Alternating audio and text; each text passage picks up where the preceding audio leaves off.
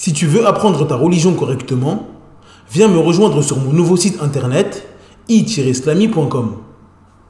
Croyances, langue arabe, jurisprudence, tajwid, tafsir, sciences du hadith, comportement et exhortation. Tout cela dans une seule et même formation. Tu pourras apprendre les bases de ta religion avec des vidéos simples et détaillées. Pour plus de détails, rendez-vous sur i-islami.com. Bonne vidéo. Assalamu alaikum wa rahmatullahi wa barakatuh.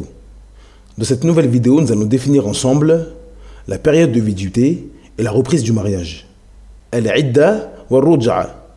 Nous diviserons cette vidéo en trois parties. La première partie sera consacrée à la définition du mot idda dans la langue arabe et dans le jargon islamique. Dans la deuxième partie, nous verrons ce qu'il faut absolument savoir à propos de la période de viduité en islam. Nous y verrons entre autres le jugement religieux de la période de viduité, les différentes sagesses de la légifération de la viduité, ou encore les différentes catégories de femmes en période de viduité. Dans la troisième et dernière partie, nous verrons ce qu'il faut absolument savoir à propos de la reprise du mariage. Nous y verrons entre autres les différents jugements juridiques de la ruj'a et comment reprendre le mariage pour les époux après un divorce. Sans perdre plus de temps, on passe à l'explication. Bismillah walhamdulillah wa salatu wa salamu ala rasulillah wa ala alihi wa ashabihi wa man wala. Amma ba'd. La définition du mot idda dans la langue arabe. L'origine du mot idda vient des trois lettres ayn, dal, del, qui forment le verbe adda, qui signifie compter, recenser. Quant au mot idda, il signifie une période où l'on recense des jours, des semaines, des mois ou autres. La définition dans le jargon islamique. Dans le jargon islamique, la idda est une période où la femme ne peut pas se marier avec un autre homme que son époux à cause de son décès ou de leur séparation. Ce qu'il faut savoir à propos de la période de viduité. Le jugement de la viduité. La période de viduité est une période obligatoire à observer pour la femme qui a été séparée de son époux. Cela est prouvé par le Coran, la Sunna et le consensus. La sagesse de la viduité. Comme nous le savons tous, tout ce qu'Allah Azza wa Jal a légiféré pour les créatures est un bien et possède évidemment une sagesse. Il se peut que nous connaissions cette sagesse comme nous pouvons l'ignorer. Mais nous savons avec certitude qu'il y a une sagesse derrière tous les actes d'Allah Azza wa Jal, l'immense, le sage. Parmi les sagesses de la viduité, il y a s'assurer de l'absence de grossesse chez la femme afin de ne pas mélanger la filiation.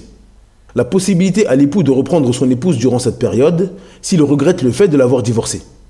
L'immense importance du mariage en islam qui a lieu uniquement avec des conditions et se termine uniquement avec des conditions précises. Le respect et l'importance de la vie de couple en islam. Cette dernière s'interrompt uniquement après une période d'attente dans le but de faire comprendre et méditer les époux sur son importance. Les catégories de femmes en période de viduité. La femme enceinte. Lorsque la femme enceinte devient veuve, divorcée ou lorsque le contrat de mariage est annulé, sa période de viduité dure le temps de sa grossesse. Il est permis pour elle de se marier avec un autre homme que son époux uniquement à la fin de sa grossesse. Allah Azza wa Jal dit wa ulatul ahmali ajaluhunna an yad'na hamlahun wa man yattaqillaha yaj'al lahu min amrihi yusra. Dans la sourate 65 au verset 4, d'après la traduction approximative, Allah Azza wa Jal dit et quant à celles qui sont enceintes, leur période d'attente se terminera à leur accouchement. Quiconque craint Allah cependant lui facilite les choses. La veuve. Lorsque la femme perd son mari, sa période de viduité est de 4 mois et 10 jours si elle n'est pas enceinte.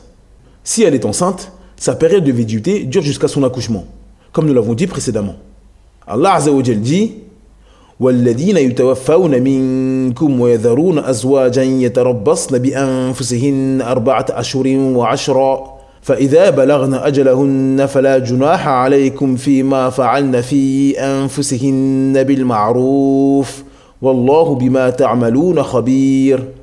Dans la sourate 2 au verset 234, d'après la traduction approximative, Allah Azza wa Jal dit ceux des vôtres que la mort frappe et qui laissent des épouses, celles-ci doivent observer une période d'attente de 4 mois et 10 jours.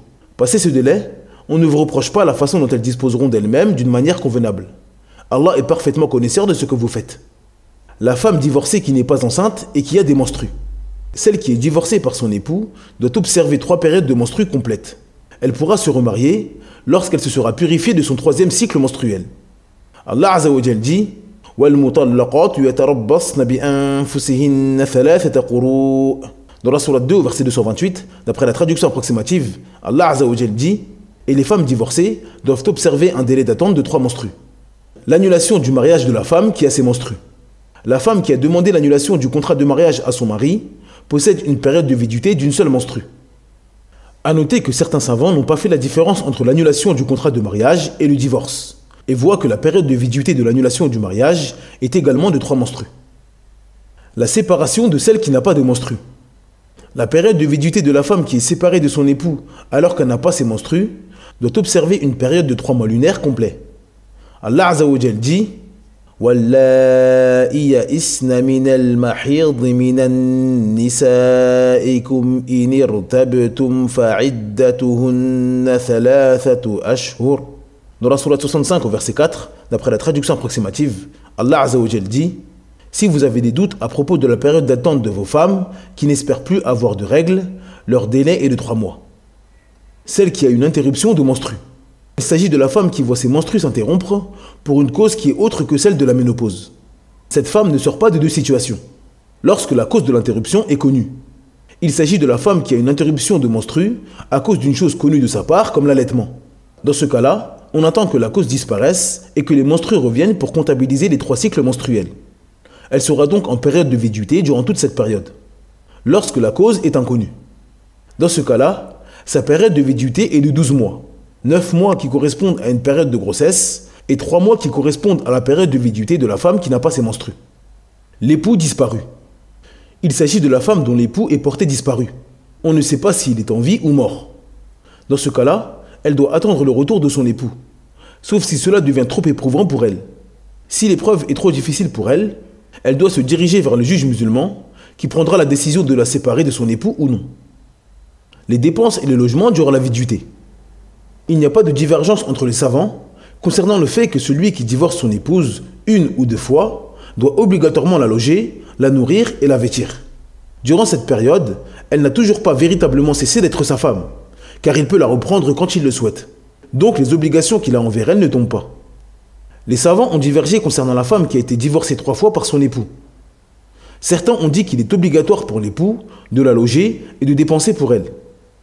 D'autres ont dit que le logement était obligatoire sur le mari, mais pas les dépenses. Mais l'avis qui semble être le plus juste, et Allah Azza wa Jal est le plus savant, est que l'époux qui divorce son épouse pour la 3e fois n'a plus l'obligation de la loger ni de dépenser pour elle, sauf si elle est enceinte. Il est obligatoire pour l'époux qui divorce sa femme pour la 3e fois de loger et dépenser pour elle si elle est enceinte, jusqu'à son accouchement. Après son accouchement, il devra dépenser pour elle et la loger, non pas parce qu'elle est sa femme, mais parce qu'il est obligatoire pour lui de dépenser et loger son enfant. Donc, si c'est son ex-épouse qui s'occupe de son enfant, il devra également lui verser quelque chose afin qu'elle puisse accomplir cet immense rôle correctement. Ce qu'il faut savoir à propos de la ruja'a. La définition du mot ruja'a. L'origine du mot ruja'a vient des 3 lettres Ra, Jim, Ayn, qui forment le verbe raja'a, qui signifie revenir et retourner à un endroit. Dans le jargon islamique, la ruja'a consiste à ce que l'époux reprenne son épouse qu'il a divorcée sans contrat de mariage. C'est-à-dire qu'il peut reprendre son épouse qu'il a divorcée sans donner une nouvelle dot, sans l'accord du tuteur ou la présence de témoins.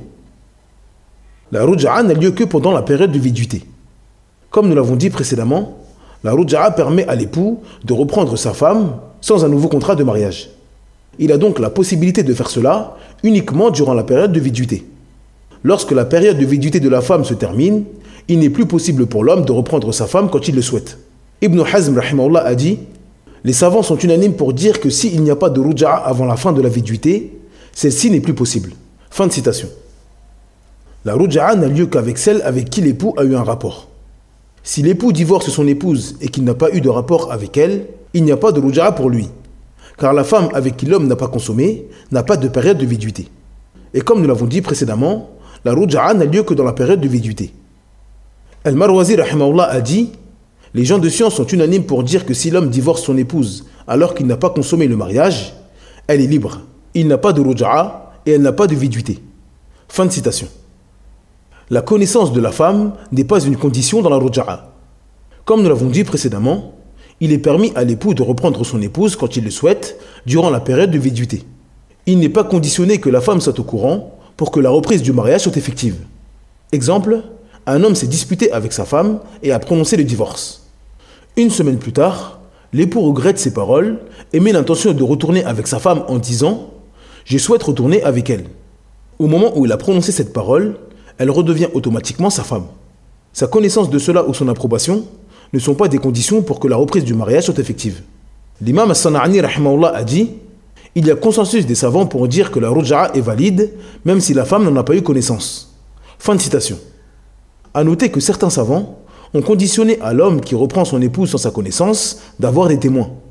Il est donc meilleur pour celui qui souhaite reprendre son épouse de l'informer avant de le faire ou d'avoir des témoins qui témoignent qu'il a effectivement repris son épouse. Comment se remarier avec son épouse une fois que la viduité est terminée? Si l'homme divorce sa femme et qu'il ne la reprend pas durant la période de viduité, il ne sort pas de deux situations s'il souhaite se remarier avec elle après la période de viduité. S'il a divorcé son épouse une ou deux fois. Si l'homme a divorcé sa femme une ou deux fois et que la période de viduité s'est terminée, il est permis pour lui de se remarier avec son épouse, à condition de faire un nouveau contrat de mariage. Il faut exactement les mêmes conditions d'un mariage religieux pour que leur mariage soit valide, c'est-à-dire l'accord de la femme, du tuteur, la dot ou encore les témoins. Le troisième divorce. Lorsque l'homme divorce sa femme pour la troisième fois, cette dernière devient haram pour lui, et la femme doit passer sa période de viduité hors de chez son ex-mari. Pour que son ex-femme lui soit de nouveau licite, il faut qu'elle épouse un autre homme et que le mariage soit consommé entre eux. Si le nouvel époux de la femme divorce ou qu'il décède, il sera permis pour son ancien mari de l'épouser avec un nouveau contrat de mariage. A noter que celui qui divorce sa femme une ou deux fois et laisse la période de viduité se terminer sans la reprendre, verra son nombre de divorces avec elle identique. C'est-à-dire que s'il se remarie avec sa femme avec un nouveau contrat de mariage, alors qu'il l'avait auparavant divorcée deux fois, il ne pourra la divorcer qu'une seule fois pour qu'elle soit illicite pour lui. Beaucoup de gens pensent que dans cette situation, faire un nouveau contrat de mariage lui permet de nouveau de divorcer sa femme trois fois. Ceci n'est pas correct. Comment se fait la reprise du mariage? Comme nous l'avons dit précédemment, la ruj'a est la permission à l'époux de reprendre son épouse durant la période de viduité. Les savants ont divergé sur les différentes manières que dispose l'époux pour reprendre son épouse. La ruj'a par la parole. Il y a consensus des savants sur la validité de la ruj'a faite par la parole. C'est lorsque l'époux dit clairement à sa femme qu'il souhaite la reprendre. Ibn Qudama rahimahullah a dit « La ruj'a par la parole est valide et il n'y a pas de divergence dans cela. » Fin de citation. Le rapport sexuel. Les savants ont divergé concernant l'époux qui a un rapport sexuel avec sa femme divorcée durant sa période de viduité. Certains savants ont dit que le rapport sexuel implique immédiatement la reprise du mariage. D'autres savants ont dit que le mariage ne reprend pas, car il faut absolument une parole claire de la part de l'époux. Selon eux, il est donc haram pour lui d'avoir un rapport avec elle sans prononcer clairement sa volonté de la reprendre. D'autres savants ont dit que cela dépend de l'intention de l'époux. S'il a l'intention de reprendre le mariage et qu'il a un rapport sexuel avec elle, alors la reprise du mariage est effective. Mais s'il n'a pas l'intention de reprendre le mariage et qu'il a un rapport sexuel avec elle, alors il aura commis un péché et la reprise du mariage n'est pas effective. Pour sortir de cette divergence, il convient à l'époux de craindre Allah Azza wa Jal et qu'il dise clairement à son épouse qu'il souhaite la reprendre avant d'avoir un rapport sexuel avec elle. A noter que les savants ont également divergé concernant les préliminaires en dehors du rapport sexuel avec l'épouse. Il convient donc à l'époux de dire clairement qu'il souhaite revenir avec son épouse avant de la toucher ou d'avoir un rapport sexuel. Cette vidéo est maintenant terminée. Merci de l'avoir visionnée jusqu'à la fin. Pour télécharger gratuitement le PDF de cette explication, je vous invite à vous rendre sur le site i-islami.com. N'oubliez pas de vous abonner à la chaîne et d'activer la cloche de notification. Cela permettra de toucher un plus grand nombre de personnes, Inch'Allah Azza wa Jal. En attendant, je vous dis Assalamu alaikum wa rahmatullahi wa barakatuh. Subhanaka Allahumma bihamdik, ashhadu an la ilaha illa ant, astaghfiruka wa atubu ilayk.